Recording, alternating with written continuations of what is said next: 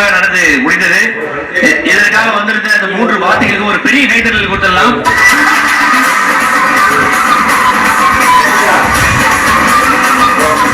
₹25,000 இருக்கக்கூடிய லக்கி ரூமுக்கு boys team தான் போறாங்க. கேசரி கேப்டன் ஐயா, யார் போனாலும் எங்க அண்ணன் திட்டிட்டே இருக்காங்க. அண்ணனே அனுப்புறோம்.